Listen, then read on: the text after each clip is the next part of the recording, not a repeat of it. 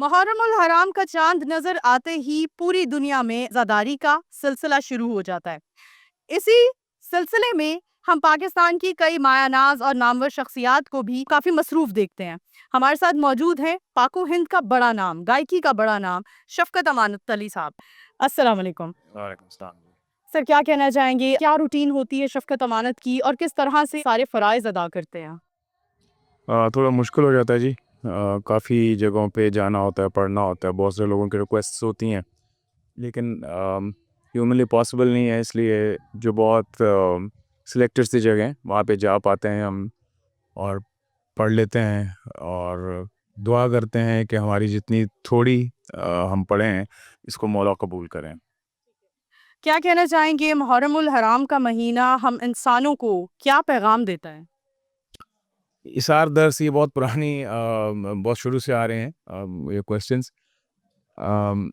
ہمیں جو اصل محرم الحرام ہے وہ یہ یاد دلاتا ہے کہ اہل بیت کے ساتھ بہت ظلم ہوا، اور کوئی بھی ہو اس کے سامنے جو فاسق ہو، فاجر ہو، جس نے ظلم کیے ہیں اہل بیت کے ساتھ اور ایسے کسی بھی اس کے نقش قدم پہ چلنے والے بندے کے سامنے نہ ڈریے نہ جھکیے۔ بہت ساری ایسی چیزیں ہوتی ہیں جن کا اسکیئر ہوتا ہے، I won't take names but, لیکن اس کے باوجود لوگ اپنے چھوٹے چھوٹے بچوں کو لے کے آئے ہوئے ہیں، ہر مجلس میں پہنچتے ہیں۔ محرم الحرام ہمیں اسی بات کا درس دیتا ہے کہ جو مرضی ہو جائے مولا کا جو احتجاج ہے وہ رکنا نہیں چاہیے۔ شفقت امانت علی کی کیا روٹین رہتی ہے محرم الحرام میں؟ نیاز کا، سبیل کا یا مجالس کا پورا اہتمام کیسے کرتے ہیں؟ جتنی جی ہماری اور ہمارے ہاں تقریباً روزانہ شام میں ایک نیاز ہوتی ہے، لیکن 4 محرم کو خاص طور پہ ایک نیاز ہوتی ہے۔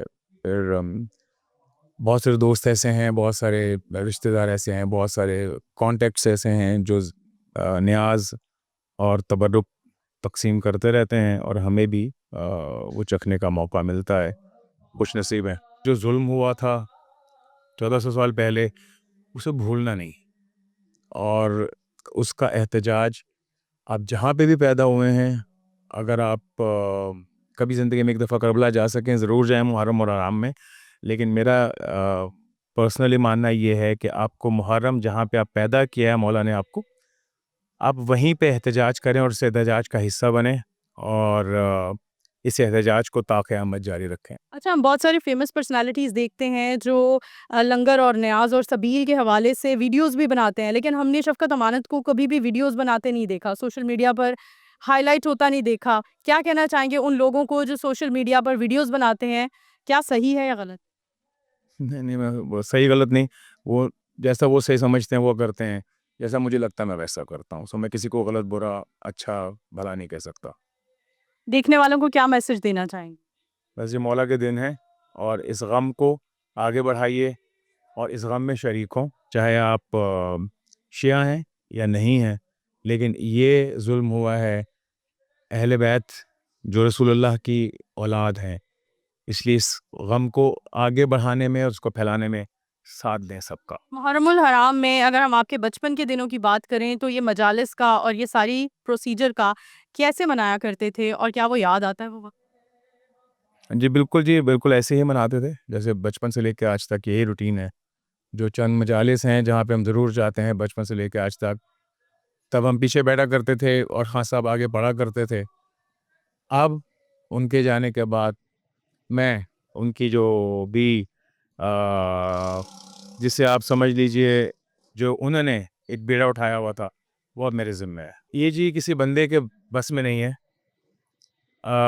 یہ جو پڑھے لکھے گا، جو اپنی کتب کو پڑھے گا، ان واقعات کو صحیح سے پڑھے گا، اوتھینٹک طریقے سے پڑھے گا، وہ ضرور اگر اس کے دل میں سچائی ہوگی تو وہ ضرور اس کا ساتھ دے گا۔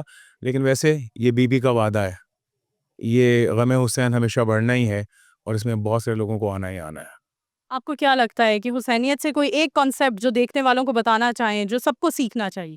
جو ہم نے پہلے کہا تھا کہ آپ جھکنے سے جھکے نہیں، جو بھی ظلم ہو، جو بھی فاجر فاسق جو بھی یا اس جیسا کوئی بھی شخص ہو، اور ڈرے نہیں کسی سے، ہم لوگ بھی نہیں ڈرتے, آتے ہیں جیسے مرضی حالات. سیکیورٹی کے انتظامات کے حوالے سے کیا کہیں گے؟ آپ مجالس اٹینڈ کر رہے ہیں, کیا مطمئن ہیں؟